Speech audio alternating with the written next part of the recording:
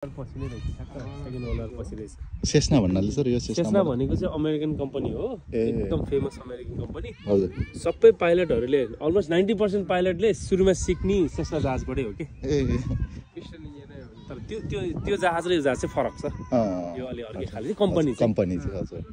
Cessna भनेको basic training गर्ने जहाज चाहिँ सबै अमेरिकन कम्पनी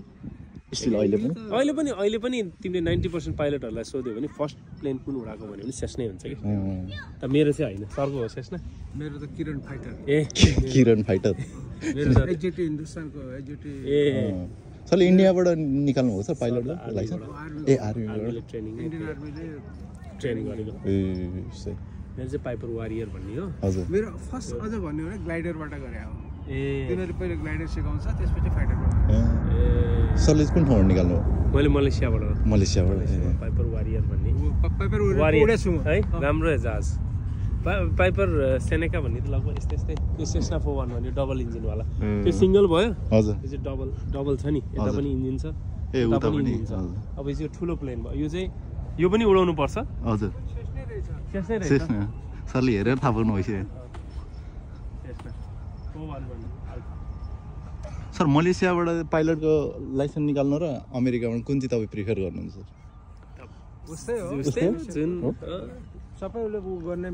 मिट गर्नै पर्छ क्राइटेरिया मिट गर्ने पर्छ कस्ट वाइज चाहिँ सर कस्ट त अमेरिकामा महँगो भइसक्यो अमेरिका महँगो अहिलेको यो उयो टाइममा चाहिँ कुन देश चाहिँ उयो फिलिपिन्समा राम्रो छ फिलिपिन्स सस्तो नेपालीहरु धेरै जाने अब फ्लाइट ट्रेनिङको पनि धेरैवटा छ नि सर अब डाइरेक्ट जेटै उड्ने पनि भइसक्यो अब हैन जहाज नसकेको सिधै जहाज डाइरेक्ट सिमुलेटरमा ट्रेनिङ गर्ने अब अहिले जमाना कहाँ पुग्यो अब डाइरेक्ट उयसमा पनि पाउँछ सर त्यो जेटहरु डाइरेक्ट जस्तै हुन्छ थोरै मात्रै यस्तो सानो जहाज उड्छन् त्यसपछि एकैचोटी एयरबस एयरक्राफ्टहरु सर त्यो सिमुलेटरमा प्र्याक्टिस गर्ने रियल हैन त्यो उयसमा चाहिँ प्र्याक्टिस कम्प्युटरमा हजुर नलेज भयो भने पुग्यो त्यस्तो टेक्नोलोजीहरु कति आवर पुराउनु पर्छ भन्ने त्यस्तो हुन्छ त्यो चाहिँ रिक्वायरमेन्ट हुन्छ त्यो पुराउँछ त्यो सबै पुराइहाल्छ नि यसको किन त्यो कस्तो ढल्का रह्यो यसलाई मुभ गर्नु चाहिँ नमिल्ने रहेछ त्यो मिल्दैन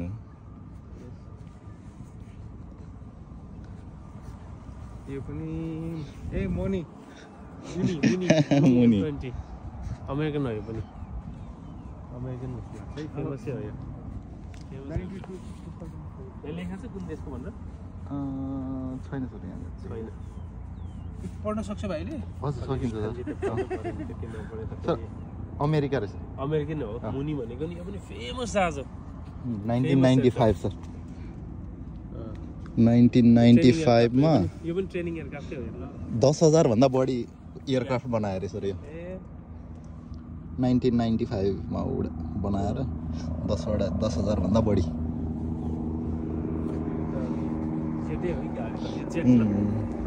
प्राइभेट त्यो जेट इन्जिनमा पखेटा छैन नि पंखा छैन नि देखेनौ त्यो इन्जिन हजुर बल्ल डिफरेन्स बुझेँ मैले जेट इन्जिन भनेको यो जेट भयो YS11 प्रप जेट किन भने सायद त्यसमा कुनै अलिकति फास्ट हुने लेयर जेटै रहेछ लेयर जेट यो एकदम महँगो एयरक्राफ्ट हजुर यो प्राइभेट जेट हो मान्छेहरु धनीहरुको चाहिँ यस्तो आफ्नै जेट बनाएको हुन्छ हैन हजुर यो तिम्रो माथि 45,000 फिट सम्म पनि उड्न सक्छ 50,000 उड्छ के अरे कति त 75 देखि 2008 भर्खर रहेछ यो चाहिँ अब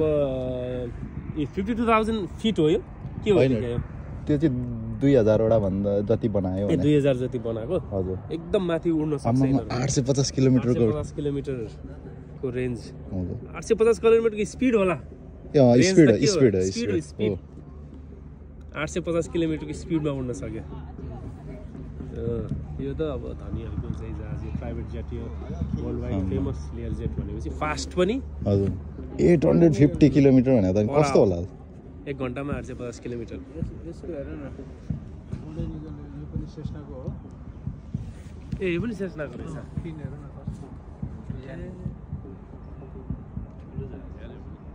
सर हाम्रो नेपालको एयरलाइन चाहिँ कति स्पिडको छ यो 850 किलोमिटर स्पिड त हाम्रो त नोटिकल माइल भन्नाले नटिकल माइल त 1200 किलोमिटर सम्म पुग्छ यो हामीले उडाउने चाहिँ अहिलेको चाहिँ यो पनि पुरानो भएर साउन्डलाई छुन खोज्छ कडा साउन्ड स्पिड साउन्डको 82% सम्म सर अनि त्यो जी फिल गर्दैन सर बडीले जी त फिल गर्दैन मोडर्न एयरक्राफ्टमा तिम्रो त्यो जी फिल नगरी गरेर बनाएको हुन्छ गराउनै हुँदैन है त्यसो भए त मैले गरेको छु सरको फेभरेट एयरक्राफ्ट आयो ल बिचक्राफ्ट बिचक्राफ्ट पहिला बुद्ध एयरलाइनको सबै पहिला मोडल सुरु गरेको नि यही प्लेन हो तर योभन्दा ठुलो दुईटा इन्जिनवाला कम्पनी चाहिँ त्यही हो त्यो साइडमा यस्तो पङ्खा थियो होइन सर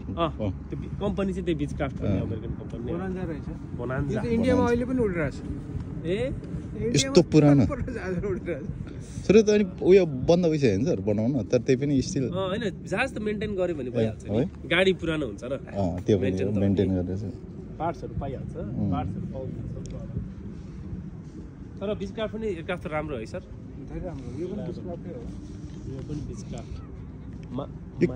यो प्लेनहरू चाहिँ के को लागि युज हुन्छ सर जम्मा 2-3 जना त अट्छ 3-4 जना भए पनि तिम्रो अब अप एन्ड अफ अफ गर्न त भयो नि त पहिला अहिलेको ट्रेनहरू भयो त्यो भयो त्यतिखेर त अनि 4 जना भए पनि त अब तिम्रो ट्राभल गर्नको लागि आफ्नो पर्सनल उसको लागि अमेरिकामा त मान्छे घर घरमा यस्तो प्लेन छ नि एउटा ठाउँमा कता अमेरिकामा देखाइरहेको थियो गाडी किन्दैन प्लेन किन्छ प्लेन किनेर घरै अगाडि पार्क